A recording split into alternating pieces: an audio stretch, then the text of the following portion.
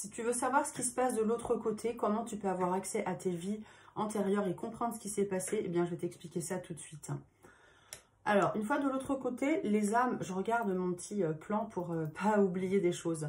Une fois de l'autre côté, les âmes vont avoir accès à la bibliothèque de toute leur existence passée, donc comme je le disais, afin de comprendre leur vie, leur mission, leur rencontre. Donc elles rejoignent leur groupe d'âmes et elles se retrouvent dans des salles de classe et la bibliothèque avec l'accès au livre de vie, au livre de la vie.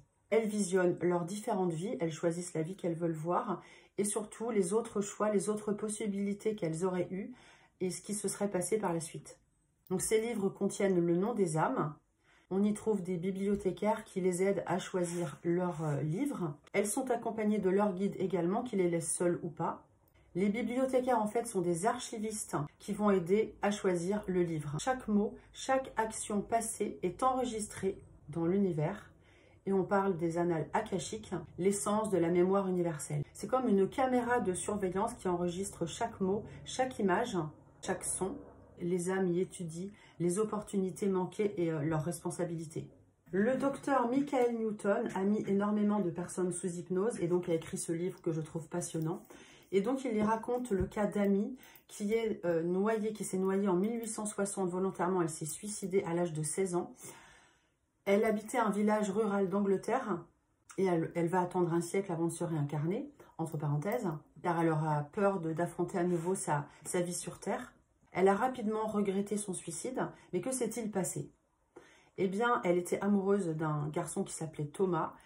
Elle était enceinte de lui, comme elle habitait un village rural d'Angleterre, et que ce garçon est mort tué en tombant d'un toit de chaume, eh bien, elle n'a pas supporté, elle a eu peur des ragots du village et s'est dit « je vais terminer prostituée », donc elle a décidé de se noyer. Ils étaient amoureux, ils voulaient se marier, donc elle s'est dit sa vie était vraiment totalement ruinée. Parenthèse, dans le cas d'un suicide, le guide peut offrir la possibilité de rester seul un moment pour réfléchir, ou alors de régénérer la personne, ou alors de revenir rapidement sur Terre pour réparer ses erreurs.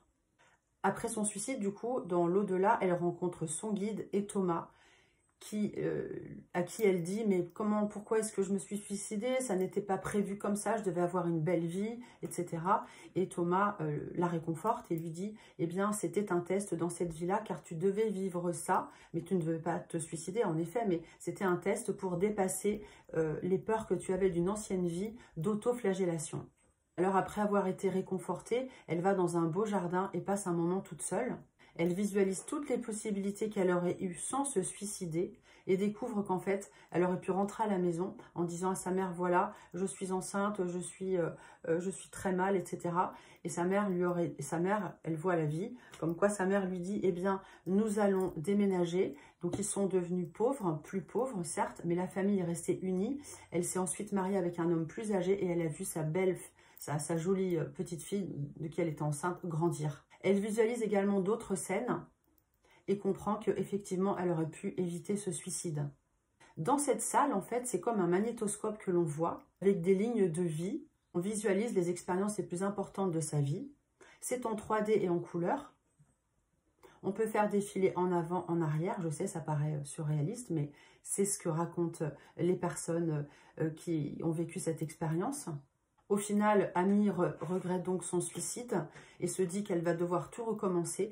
Et dans cette vie actuelle, cette personne a revécu une grossesse assez jeune avec sa mère qui était la même mère qu'à l'époque, en 1860. Elle a donc surmonté cette épreuve. Sachez que cette bibliothèque ne change pas le cours des choses, mais elle est là pour faire comprendre aux personnes, aux âmes, nos choix et nos actes.